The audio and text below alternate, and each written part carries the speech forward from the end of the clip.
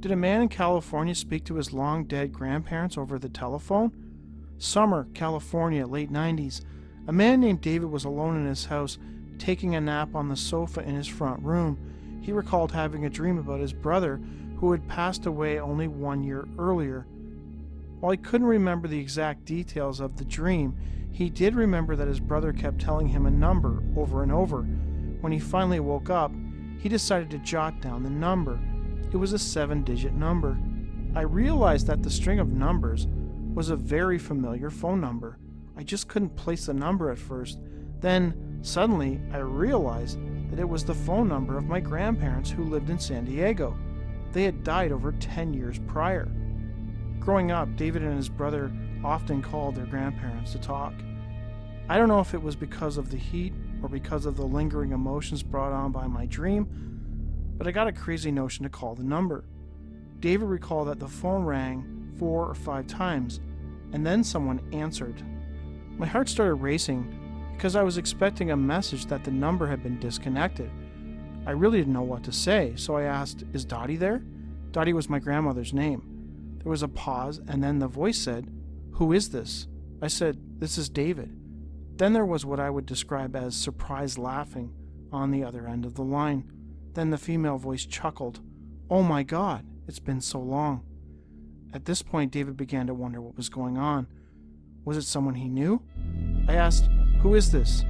The voice sounded slightly perplexed, and she said, "Why, it's Nana. That is what my brother and I used to call my grandmother.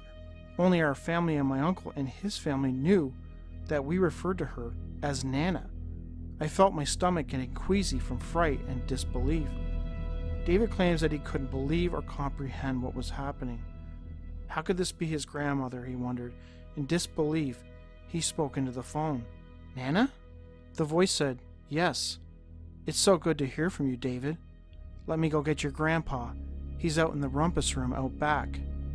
My grandparents had a part of their garage in the backyard that had been converted to a full bar with a pool table and a couch in it, which they referred to as their rumpus room. At this point, David claims that the line started to get very noisy. There was a squealing sound, and then the line went dead. I felt a mixture of relief from the creeps I was getting from talking to my long-since dead grandmother, and disappointment that I didn't get to talk longer to her, or at all to my grandpa.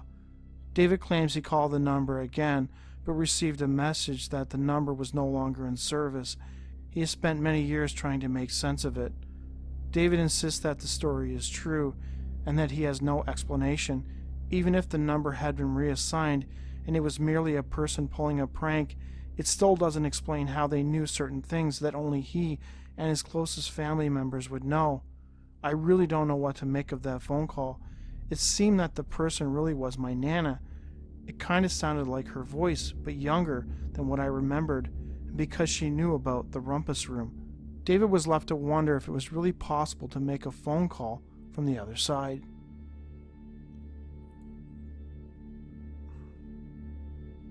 A woman watches as a strange-looking helicopter hovers outside her apartment window in Russia. The crew of the object suddenly command her to get inside. September 2012, Dmitrograv, Univosk, Russia.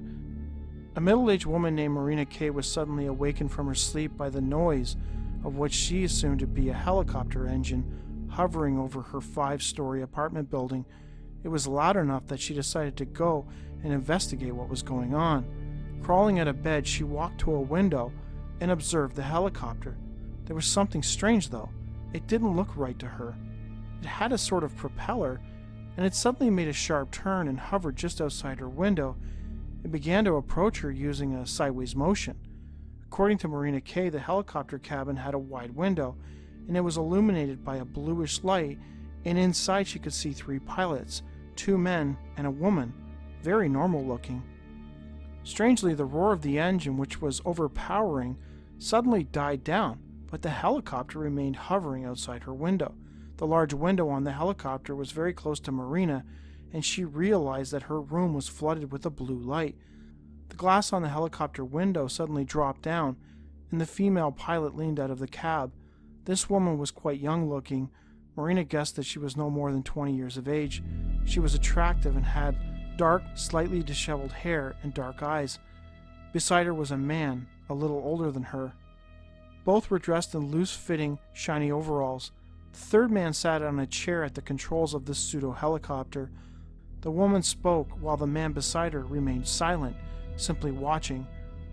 The woman looked at Marina and then commanded her to immediately board the helicopter, as they had urgent orders to evacuate the building.